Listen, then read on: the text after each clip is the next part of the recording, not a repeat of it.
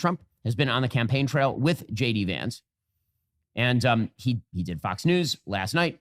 Here was President Trump talking about how he thinks that God protected him from being shot, which pretty obviously is true. I mean, if you believe in God, again, it is impossible to watch the videos of that shooting where 2 bullets passed within centimeters of blowing Donald Trump's head off and not think that God had something to do with it. Here was Donald Trump saying so. Who would have thought this was going to be happening? But it happened, and I got very lucky. Or God. I think it was God, actually. You know who said it was not God? Who? Ron Johnson, senator from Wisconsin, said he gave you that chart of illegal immigration. Well, he's right about that. He actually gave me the chart. If I didn't have that chart, I wouldn't have looked to the right. If I didn't look to the right, a very bad thing would have happened. I wouldn't have been at the convention. I can just about guarantee it. Okay, you know who's one person who speaks for God, though, is Joy Behar. So Joy Behar of The View, which is where they respect God the most. They love God over at The View. She says it's unchristian to say that God is with you, which is, I mean, I feel like it's a little bit unchristian to not see the hand of God in everything, right? I mean, I'm not a Christian, but I do know enough about Christianity. Oh, you're not a Christian, Ben Shapiro? I didn't know. To understand that Christians do believe that God has something to do with the things that go around us. Here we go. Okay, wait, real quick. Comment down below who you think is a better expert when it comes to Christianity, Ben Shapiro or Joy Behar. I don't know why her name is so hard for me to say. Joy Behar. And what's funny is she's such a miserable woman that Joy is precisely the opposite of who she is. I'm speaking to fellow Christians. I was raised Catholic. I'm a Christian girl. When something like this happens to you, like this assassination attempt, and you say something like God was watching me, that is a very unchristian thing to say because it's very narcissistic. What about Corey? What's his name? Corey. What about Corey? What's his name? You know, the guy that died and tragically lost his life. Yeah. What's his name? Well, Joy, maybe get his name right before you speak it out. Please. And who also got I killed. don't know. I think some Christians. What about all those guys who got killed on Sandy Hook? All of those people. Yeah. It's, God was watching me and not watching them. There's something very disturbing. God should have pulled the plug on that mic yesterday. And now we have Hags telling or speaking for what God should do. Wait, God is the technician now? Yes. We'll be right back. You needed one. Oh, these ladies, they are such geniuses. You know, it's not. And speaking of geniuses, let's skip through Ben Shapiro's ad because you don't need to be a genius to know that that's a waste of time to listen to. Let's get back to it. Right? Obviously, we all know her history, or we should know her history. Again, for the 3rd time, go check out Kamala if you don't know enough about Kamala Harris. That's our series over at Daily Wire Plus. Okay, you get 47% off when you use code FIGHT. Literally another ad. Thank you. We're skipping. Entitlement expansions and student loan forgiveness. Until she says otherwise, we should also assume she's in favor of Biden's $5 trillion tax increase in 2020. New Deal, entitlement expansions and student loan forgiveness. Okay, so we are running with this Ben Shapiro video. By the way, guys, this video is a little bit about Joy and Ben, and then Ben goes into destroying Kamala Harris, and we are major Kamala haters here, so let's just keep going. Until she says otherwise, we should also assume she's in favor of Biden's $5 trillion tax increase in 2025. Because again, all of the Trump tax cuts are set to expire in 2025. If she were president, should presumably allow those tax cuts to expire.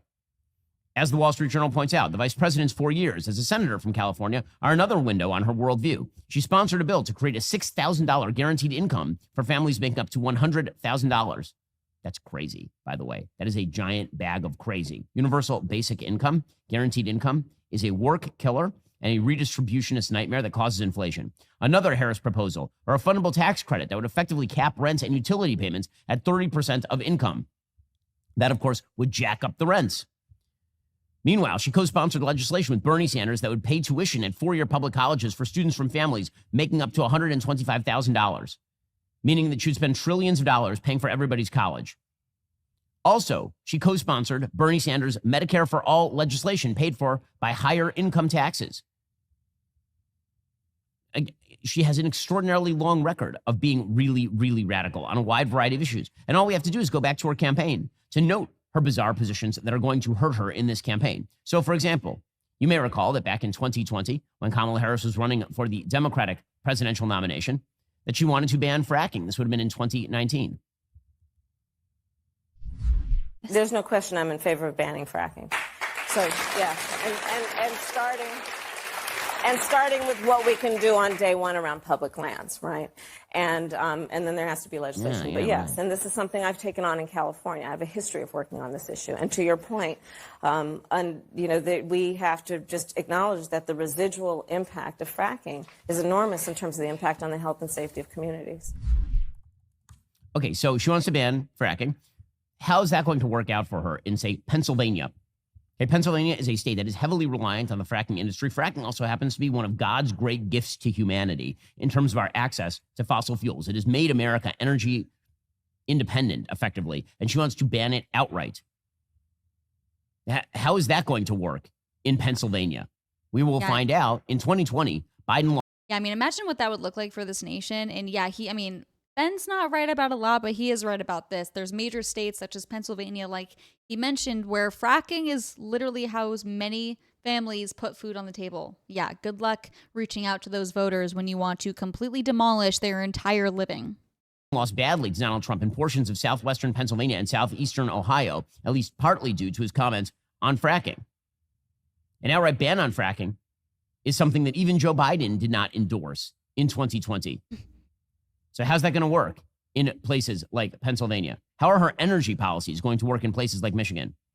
How many Americans are in favor of losing their private health insurance? Is that going to be a wildly popular take? You'll remember that during the 2020 campaign, Kamala Harris also said that she wanted to ban and abolish private health insurance. So forget about you like your doctor, you can keep your doctor. Nope. Kamala Harris wanted a full Medicare for all, Canada-style single-payer health program. I believe the solution, and I'm actually feel very strongly about this, is that we need to have Medicare for all. Oh. That's just the bottom line. Yeah.